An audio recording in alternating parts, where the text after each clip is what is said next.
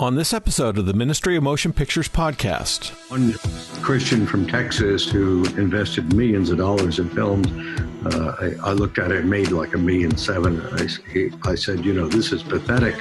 And he said, oh, no, I didn't need the money.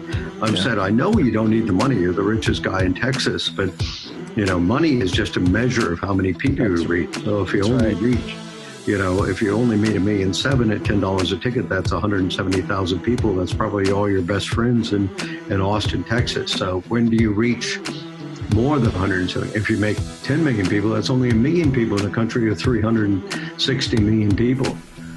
You're listening to the Ministry of Motion Pictures podcast, where we call filmmakers of the Christian faith to cinematic excellence, bold storytelling, and sound theology. I'm writer-director and your host, Todd Schaefer. Before we get to our guest, I'd like to share with you why it's been a few months since I've posted a new episode of this podcast. Since the spring, I've been supervising the animation of 2 tentpole feature films for 2 different major studios, and these are going to hit theaters next summer in 2021. And when they release, I'll be able to say more about these projects. This spring, their schedules overlapped in such a way that my workload overloaded. And it's only now that I've been able to get my head above water enough to tackle a podcast that's been sitting on my computer for a while. I've quite a number of new guests lined up, and they've all been graciously waiting for my schedule to clear. But these podcasts may continue to have spotty releases until next spring when my workload regains some normalcy. Now to our guest, and what a guest we have. This gentleman has been an undying champion promoting the Christian faith and values in Hollywood for almost 5 decades. His name is Dr. Ted Baehr. Now, you may know Dr. Baehr for his organization MovieGuide, which provides movie reviews, entertainment news, and a great many more things, which we'll get to shortly. Dr. Baehr is also actively involved in equipping Christian filmmakers to work in Hollywood and promoting their efforts through the MovieGuide Awards and the Kairos Prize for screenwriting. His book, How to Succeed in Hollywood Without Losing Your Soul, is a classic among Christian filmmakers. This is episode 42. I've done over 30 books, and now I got 2 books that I'm re-editing and 2 books that I'm writing, and then we got all the movie reviews, and then we have, all the screenings that have to go on for, because Hollywood streaming, when we used to do just movies, it's only 250 to 300 movies a year. We do 100% of the movies that open in 200 theaters or more. And now with streaming, it's about 100,000. So oh my gosh. There's all the phone calls and all the interviews and all the people we're helping and all the scripts we're reading and all the people's books that they want us to read and all the people's scripts that they want us to read. And 40 hours a day is not enough time. But it's nice to talk to you today. Yes, it's great to talk to you. How many people do you have staffed at MovieGuide? We have 14. That's a lot of work for 14 people. Yeah, and it'd be nice to hire 50,000 other people, but yeah, I was head of a department at Berkeley and head of a department at City University, New York, so I understand what all this is about, and people are highly productive, and some of the greatest work in the world was done by generals, George Washington and then Nathaniel Greene, who was a relative, and just a handful of people defeated the British. So, and the British had too many generals and too many troops, and they spread them too thin. So that's true. You don't want to do that. Sometimes you want to have. It's a good number. I mean, it's not a small number. It's a good number. Yeah. Well, that's good. But we do a lot of work, and we teach classes on how to succeed in Hollywood to make money. And then I have Christians call me and they say, oh, I'm making movies. And I say, well, how much did you make? And they say anywhere from $100,000 to $10 million. I said, well, that's not even in the ballpark of what you should be making. You should be making over $100 million. Yeah. And the next class we've got a guy teaching who's made $14 billion, his movies in box office and royalties. And so we bring the top people in Hollywood to help people get out of the Christian, out of the minor leagues and into the major leagues, because I grew up in the industry. My father was a star. He starred in 62 movies. He won the box office award in 36. My mother was a star, all that good stuff. And so I've been in the end, and I was a left-wing communist, and I still have a hard edge to me. And I now came to Christ at 28 after financing 5 feature films for Canon Films. But it's all about the money. One Christian from Texas who invested millions of dollars in films, I looked at it, made like $1.7 million. I said, this is pathetic. And he said, "Oh no, I did it for the minute. I didn't need the money." I said, "I know you don't need the money. You're the richest guy in Texas, but money is just a measure of how many people you reach. So if you only reached, if you only made $1.7 million at $10 a ticket, that's 170,000 people. That's probably all your best friends in Austin, Texas. So when do you reach more than 170? If you make 10 million people, that's only 1 million people in a country of 360 million people." That's right. So, so we teach people how to make money, how to succeed, how not to lose their soul, how to work with distribution and all that stuff. But anyway, Let's go for it. Is that online? Are those online classes or are they in person? No, I won't do them online. I was the head of the department at City University, New York, head of a department at Berkeley. And I'm online. I've lectured to thousands in Korea. They put me in a big stadium. I got to go back this fall. But I'm more interested in taking 8 people and making them successful. And we've had some people go on to be the head of one of the divisions of Sony. We've had people, not Rich Peluso, who you talked to. So we've had people who've gone on to run studios. We've had people who've gone on to be at the top of Lucas. We want to get people who are really committed. The problem is that most Christians are satisfied with being in the minor leagues. So you can't fight with them. They think they've done well. I mean, I've got one guy, and I said, we analyze scripts for the studios, and we do it according to 150 criteria. We look at the ontology, which Plato was concerned about, the epistemology. We look at all the semantics, the syntactics, all of these things, and we measure against all the numbers from the last, 50 years. And all the money numbers we've accumulated. So the studios ask us, and Christians can't afford $5 to get a better script. They make scripts and then they bomb, and then they bomb again. You have founded MovieGuide in 1985, which is in print. It's now on radio and television as well as the internet. You're the chairman of the Christian Film and Television Commission, which sponsors the MovieGuide Faith and Value Awards and the Kairos Prize for spiritually uplifting screenplays, which is a contest. You've offered over 30 books. You produce programs for PBS and other networks. You've been a guest on Oprah, Hannity and Combs, CNN, ABC, Fox News, MSNBC. I mean, everybody, it seems like. You've even spoken at the European Parliament, the Houses of Lords in the Parliament in the UK, the Parliament of Norway, and various universities. You've written articles that have found their way into Wall Street Journal, New York Times, Time Magazine, USA Today, Washington Post, Hollywood Reporter, and I could go on and on. You meet with major studios and execs regularly to advise them. You run all kinds of classes from script writing to how to succeed in Hollywood. It seems like the amount of things you're doing, I can't plumb the depths. Is that a fair introduction to you, sir? Sure. I mean, we financed 5 feature films that launched Canon Films, which then bought MGM, and was head of the TV departments at Berkeley, a division of Berkeley, and a division UC Berkeley at City University. And when I came to Christ, I went to a seminary in New York, and I did The Lion, the Witch, and the Wardrobe of CBS television, which at the time the country had 170 million people. We had 37 million people. And so we've worked with a lot of studios. We've worked with a lot of people, helping them to increase their box office and helping them to learn what good films are, and all of that good stuff. So how could I help you today, Todd? Well, I would love to know your perspective on Christians and filmmaking and what you think about what's going on now in terms of faith-based cinema. Well, I love what's going on now, but if you look back at the past, because I've been in the industry all my life, and my father was a star, and he started in the 20s, so you can say that I've been in it for over 100 years. And I'm 73 now, and My children are in it. But you look at the past. I inherited all the files from one of the church film offices. And for the first 20 years of cinema, from 1895 to about 1915, almost all movies were Christian or morality plays. That's what it was.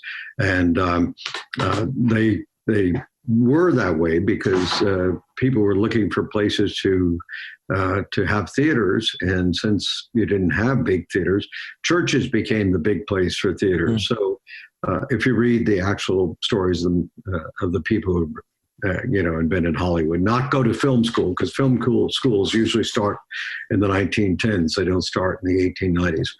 But the first Passion play was 1897, and then the next year there were two Passion plays and a nativity story.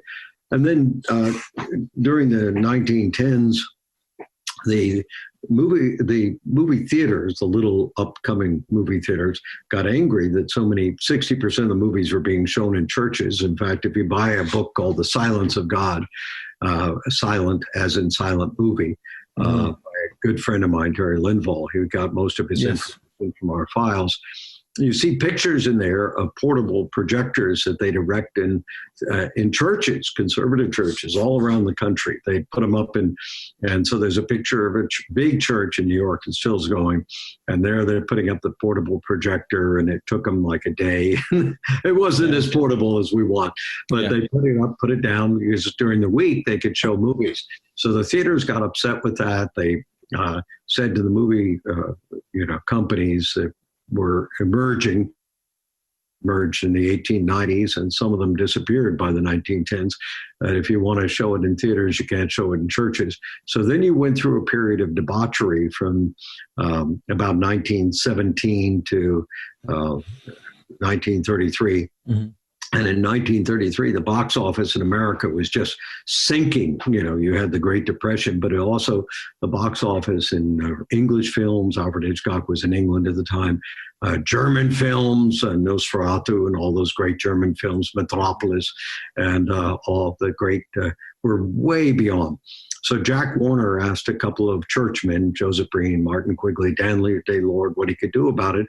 And they said, well, you got to get a broader audience. I mean, right now, today, when the churches decreased dramatically from the 1920s, it's still 125 million people go to church every week, whereas only about 23, 24 million people go to movies. So if the movie industry wants to reach people, it should reach that audience. Now, they do specialize in audiences. My wife's Argentine, so they make movies for the Spanish-speaking. They make movies for Chinese. They make movies for African-American. Tyler Perry movies reach that audience, and they never get over 100 million. When I say, we've taught Hollywood, when we started our work in Hollywood, there was only one movie with positive Christian content, and now it's gone up to over 60% of the movies with at least positive. It's not like in 1985 when, the only priest was carrying a knife in his hand and stabbing people in Poltergeist. But during the 1930s and 40s, you had a lot of great filmmakers, and of course, you had a lot of Christian filmmakers before that. Cecil B. DeMille, a friend of mine, made a good documentary about him, and I knew his secretary, and he, wonderful guy, but he was the son of a pastor who wanted him to go into preaching, and he said, I preach through movies. So he did King of Kings, and the Ten Commandments is what we all remember today, but he had made that a couple of times. And with him, there were a lot of other people out there. Some of the biggest names in Hollywood were Christians making Christian films. So it's always been two tiers. To make it simple for you, on one tier, they're the big name guys in Hollywood making big films that are Christian. For instance, the best anti-abortion film that was made $490 million when it came out, and it's now up to $520 million. And it's an animated film called Boss Baby, and babies are created in heaven, and God's worried that people aren't having babies, so he sends this little cherub down to earth, and the cherub confronts Satan, and Satan is trying to stop people from having babies. Sounds like today, but it made a lot of money. And then there are always people working on a small level, like our friends Chuck and Carrie, who made Unplanned and all these great movies. So it's always been a church audience, just like making movies for the Hispanic audience. Unfortunately, many of the church audience never reach beyond sort of a small segment of the church because they don't listen to the figures. They don't know how to reach the bigger church. When we helped with, I just was using all my old tapes and things and throwing them out, but we helped with Gettysburg and Gods and Generals, and all those made millions of dollars. And what we did with them is we marketed it to every major denomination. We marketed when I did The Lion, the Witch, and the Wardrobe, which taught me how to market this. We were getting the Baptists, and the organization that I was head of was Episcopal, which went south and I left it. But anyway, the Episcopal Church had nothing, and the Baptists were generating 60% of the money. And what they did is, well, we have a way. We show people how to do it, where to do it, how to reach the audiences, which are much bigger. I mean, if you want to look at that big church audience, the Catholics are probably 69 million every week out of the 125 million. So most people just focus on their friends in one little tiny area of the church audience. And they don't know how to market beyond that. And I've taught some of the marketing people, and they can do a good job. They've done a good job. Paul Lauer is one of my favorite. So you've got this two-tiered system. In the 40s, you had cathedral films. Then in the 60s and the 70s, you had wonderful people like the Methodists, and a good friend of mine started Vision Video, but he did Shadowlands the same year that I did The Lion, the Witch, and the Wardrobe. And then you had the Lutherans, which are making great films at that time. And most of the denominations had film divisions. You had Abington, you had Augsburg, you had all of this. So you've always had this two-tier system. And I'm proud of it because, people say, well, why do you need, let's say Alex Kendrick was my radio engineer at one point. I think he makes great films. Why do you need these films that are so Christian? Well, the answer could be, why do you need Tyler Perry's African-American film? Why do you need, Chinese films? Let's get rid of Chinese and Korean films like Parasite. Let's get rid of all these films. What are you, crazy? I remember I was showing, the Jesus of Nazareth in Houston, because I helped talk Mel into putting a resurrection in there. And one pastor said, why do we need another Jesus film? We have the Jesus film. Well, the truth of the matter is, Todd, we've had, up to the year 2000, when we were counting and seeing all of them, we had over 150 movies about Jesus. And I've got clips of them all in one little 2-minute streamer, so people in my class can recognize who the stars were, like Ernest Borgnine, et cetera. And I said to this pastor, I said, why do we need another Jesus film? I said, that's a great question now. Why do we got Billy Graham. Why do we need another preacher? Yeah. That's sort of an encapsulation of church film history. Yeah. And it's a great history, and there are great things to learn from them. He who forgets history is doomed to repeat it.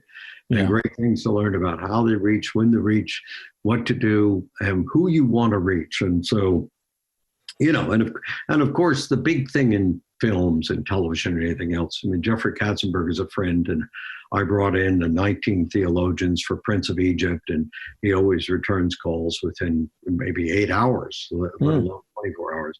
But, he's done Quibi. And the other day, Jeffrey was complaining that because of the COVID, Quibi is not doing well. Well, that's exactly true. I had a friend who made Gordy a long time ago, and she put an ad out that the church wasn't supporting Gordy. Well, that's not true. Both of them are not good enough, and you got to know how to construct a good film. So Quibi, a lot of the things are not only morally suspect, which is going to turn off the big audience, but they're not structured. Most people in my class, when they take the class, have trouble just understanding basic concepts. Now, Todd, there are people who are natural-born pianists, but most people take practice. My father was on Broadway for years. He was starring in Whoopi, Father of the Bride. You had a lot of songs of Whoopi. He was practicing in his 70s singing. And my favorite story is, Norman Miller. Mailer, who was writing the great American novel in the 60s. And he was living in the village where I lived when I went to NYU School. And he hears this guy practicing the scales on the piano, and he gets upset. So he finally goes upstairs. He's knocking on a broom on the ceiling. He goes up and knocks on the door. And he says, "Will you stop it?" He said, "No, I can't. I gotta do a concert today." And he says, "Well, I'm going to report you to the landlord. What's your name?" He says, "Rachmaninoff." Well, Rachmaninoff was in his 80s at the time. So I wish, the only thing I'd like, even if you decide, like Alex and Stephen have done, that they want to improve the Christian audience, we need movies for Christians. We need industrials for teaching people how to work in industry. We need commercials. We need all sorts of media, but each one has to be excellent. So I wish they'd learned, and Alex and Stephen have learned it, basic principles of filmmaking, and learned that it's not just, because you're inspired, it's because you practice. Right. Maybe 10% is inspiration. I used to be on the skate team at Dartmouth about 50 years ago, and I came in third in the internationals. You're working all the time. It doesn't matter how much natural talent you have. It's how much you practice, how much you learn. So every great musician continues to practice. And if I could teach the church that, I would be very happy. Yeah, that's for sure. I mean, I work in animation, and I've grown up, trying to develop my skills as an animator. I've been around, these Disney guys and everything. They work their rear ends off to get to the abilities to maintain the abilities that they have. And it's not, even if they have raw talent, the talent is undeveloped, and it requires a lot of work to learn the craft. And it takes at least 5 years to get to a point for an animator where they're actually producing stuff that's consistently usable. And then it takes years beyond that to get to the really good performances. So the same thing with any kind of art form, especially film, because it's such a collaborative art form where you got to learn a lot of things and know a lot of things in order to get all those pieces working together to make a really good story presented visually. You've got it. Now, do you know Phil Roman, who started Film Roman? Yes, I've actually worked for him once a long time ago. I love Phil. And Walt, my cousin, was his right-hand man for many years and had great stories about him. Yeah, so...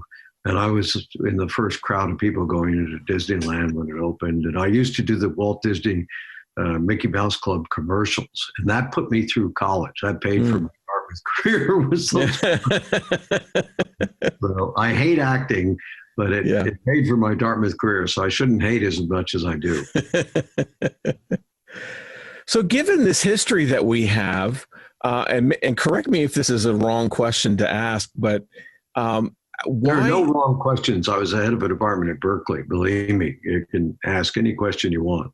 Well, my question has an assumption, and that is that Christians have dropped the ball in general on this mass media form of communication and entertainment, and we're struggling to get back into it. Yeah, so I tell you, I think that first place, we tend to listen too much to the news media.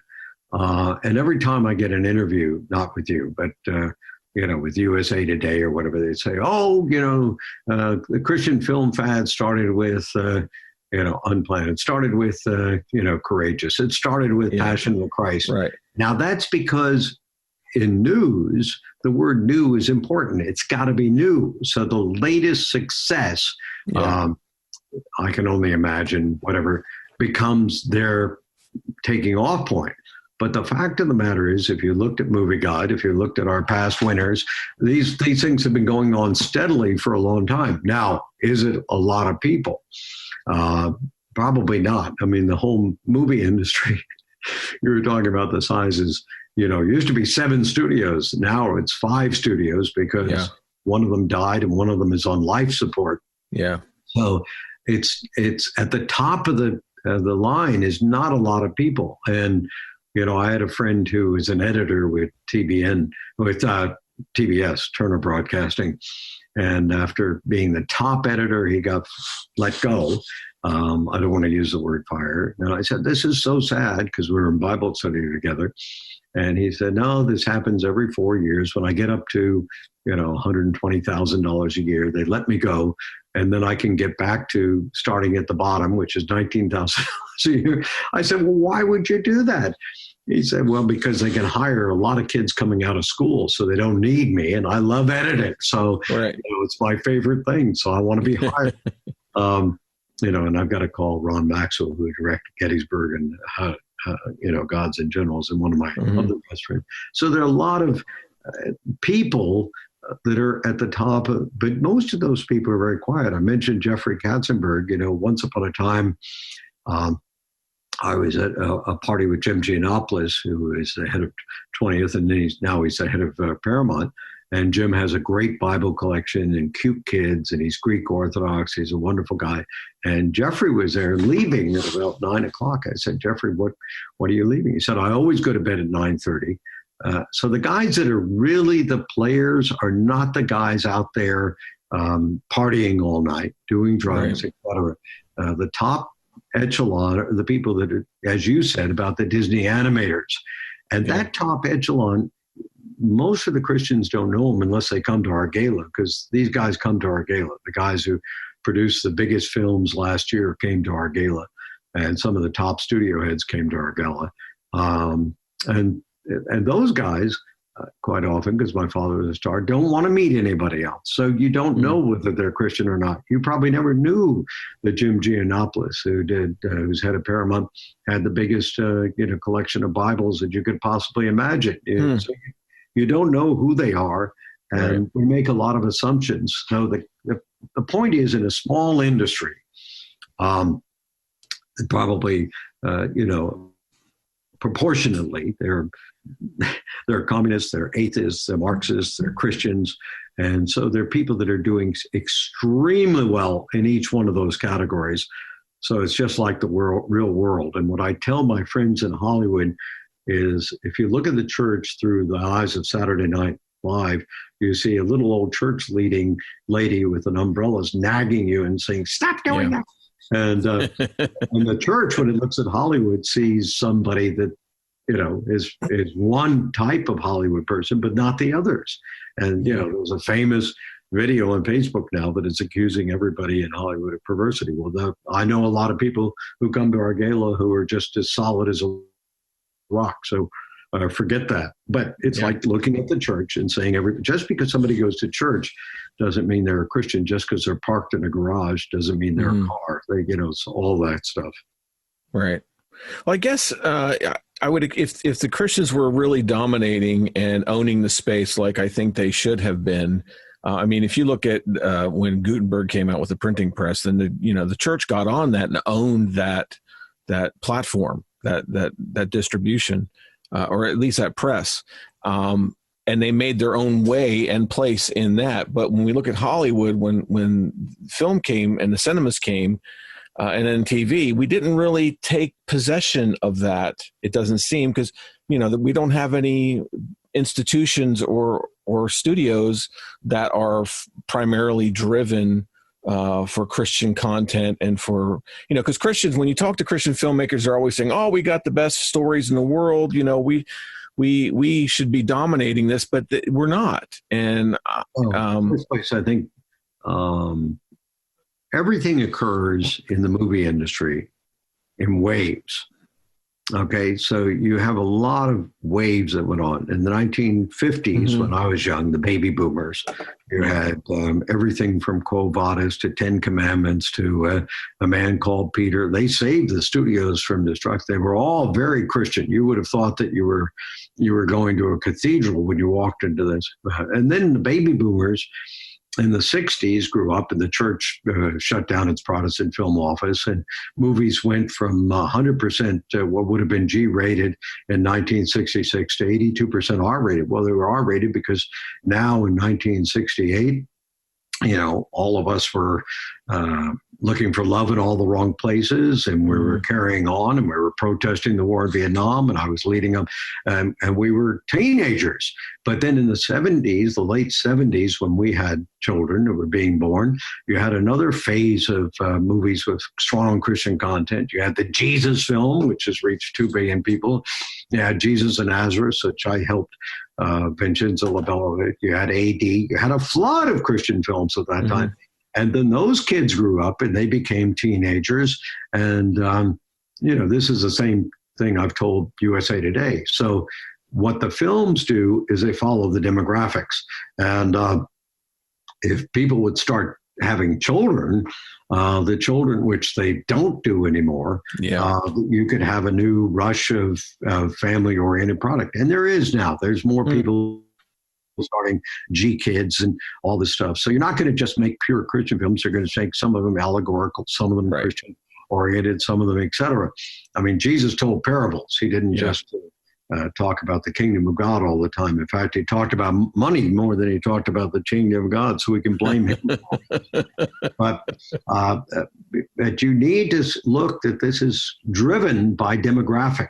And it's driven, and the demographics are driven by psychographics. We're on one particular network with the MovieGuide Awards Gala, and I talked to him the other day, and 2 days ago, and I said, can you increase our fee? And he said, well, we do this because we love you, we have a favor to you, but we lose a little audience before. And I know what this is like. I got a call from a friend of mine who was head of Christian broadcasting. He said that the local 100,000 watt Norfolk, Virginia radio station wouldn't put on their worship service on Sunday morning. And so I knew the answer, but I called the head of the station. He said, look, I'm a Christian, but we're a rock station. And as soon as we put on the radio, the Christian program, we're going to lose all our audience. And so we can't do that. And then we have to build the whole audience again. Right. And so the way they do it is psychographics. They look at the psychology. Tyler Perry is not going to end up making films that betray his audience.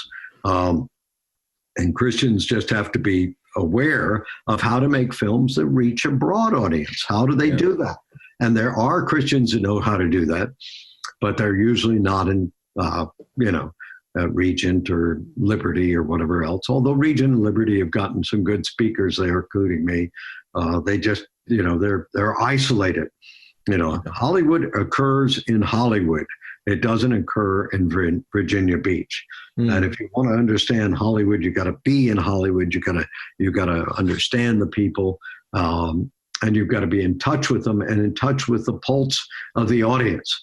Right now, everybody's worried, what's the audience going to want as soon as the theaters open up again? Streaming, for the first couple of weeks of the shutdown, everybody was going to streaming, and now streaming has dropped off dramatically. So as you follow the trades, the last couple of articles have been, and now the streaming companies, Hulu and Netflix and everybody, are worried that why have the streaming dropped off? It's all demographics. It's all psychographics. That's why we do our detailed analysis of the box office, and we look at those demographic and psychographic and spirographic figures, and we look at what that means in terms of what people want to see. And the trouble is, a lot of these people, they say, well, yeah, I know that, but I want to make a film about my Aunt Clara who had a miracle in her life. And I said, well, maybe Aunt Clara's film is not, it's the best miracle that anybody could possibly imagine, but it's not appealing to a broad audience. That's right. Have you ever thought of taking MovieGuide and using MovieGuide as a streaming service? Well, we're doing Kids Corner, so we have a place for kids films. And we're doing MovieGuide Premiere, which has some older films, and Safe Haven. But for years we avoided that because, frankly, one reason we avoid it is because we don't want to be in competition with our missionary group. Our missionary group is the people in Hollywood, and I'm talking to them all the time. In fact, just like talking to the head of that network. I talked to the biggest producer on that network today to invite him to teach at the class in June. And he's his own man. So, but I talk to him and try to get him to help us. And I can't be competing with him. I don't want to be competing with these people. I want to implement what they're doing, help them with what they're doing, and help them to move what they're doing in the right direction. One of the biggest family networks had a long talk with me the other day, and he said, what about putting in some alternative lifestyle? And he said our marketing person said he was hurt when another network dropped a commercial that was alternative lifestyle. And I said, well, that's all well and good. But, all those people have the Lifetime network and they have other networks. Mm-hmm. The fact of the matter is the reason that you're reaching 90 million people is because you have an audience and you've got to be true to that audience. And then I told him a lot of stories about people who said, well, we're just going to try to get more people by going. I said, you're not going to get more people. You're going to lose the people you have. That one network that you're talking about lost 20% of its audience. Yeah. So you got to think in terms of the marketing and the business of Hollywood. Yeah. In the 1930s, the IRS asked the Writers Guild, what did you want to be classified as, an art? Because it is artistic. Your animation is art. Or as a business. They said, we don't want to be classified as an art. And the Baehr said, what do you want? We're a business. We're the entertainment industry. We want to have, the unemployment insurance. We want to have all the government benefits. We want to be classified. We want to have unions. We want to be classified as a business. It is a business. Mm-hmm. If you want to make art, I studied at Columbia University Film School, and my lead professor was one of my favorite people, and he painted on film. That's the way he did film. Won a lot of awards. And it took him years to paint each frame of film. You can imagine what that was like. And of course, it was very beautiful and very artistic, but you're reaching about 10 people. So that's not a business, that's art. So movies and television tend toward art in one direction. They tend toward communication in another direction, propaganda like this lecture I'm giving. And they tend toward, business in another direction. So there may be people that are hardcore leftists who want to reach the major audience. So you don't see that in their movies. Even Oliver Stone, who I helped finance his first film when he made Path to 9/11. It was one of the most wonderful.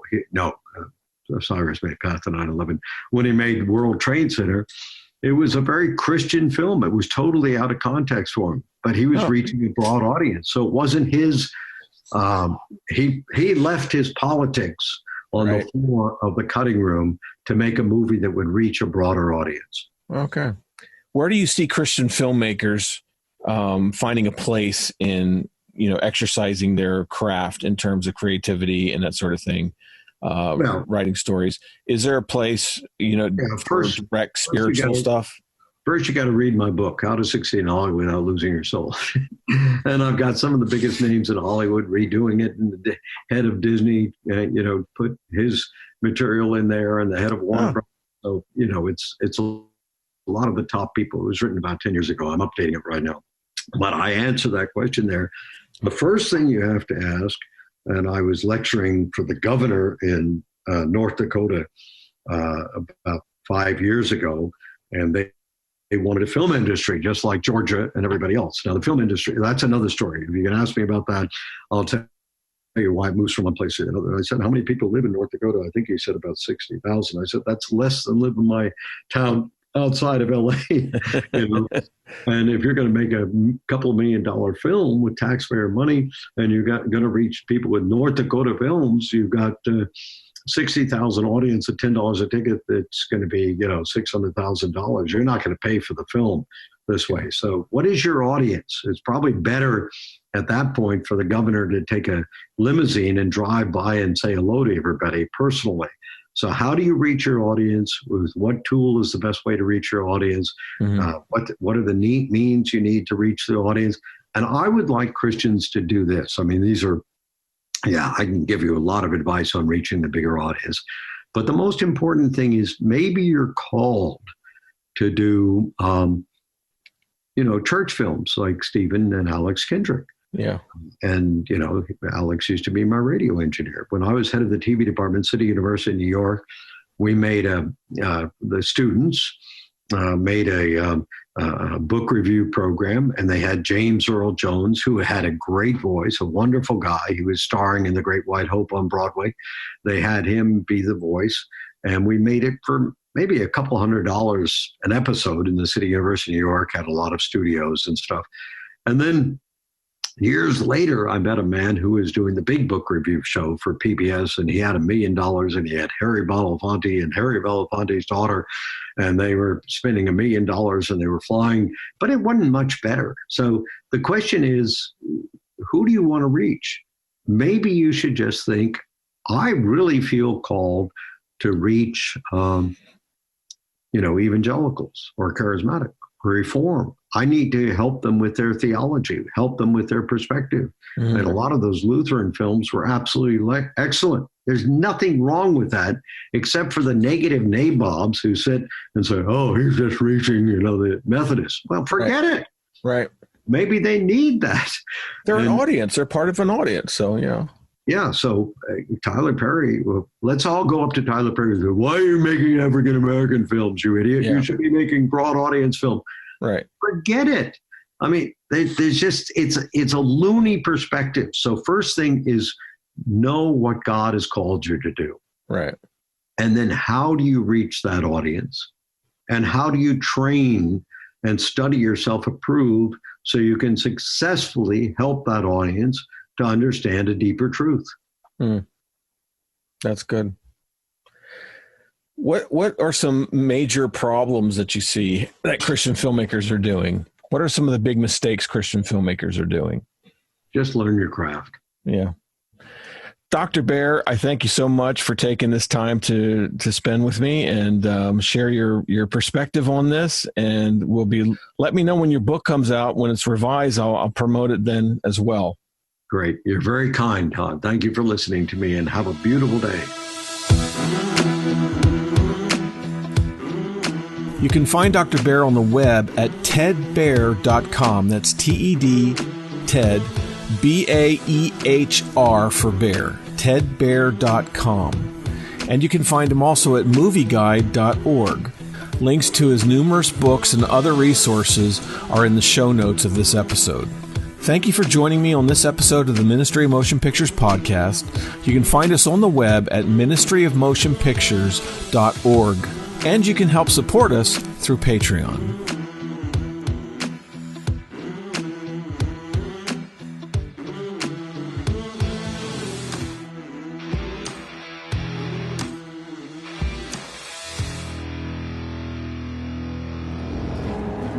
What we do in life echoes in eternity.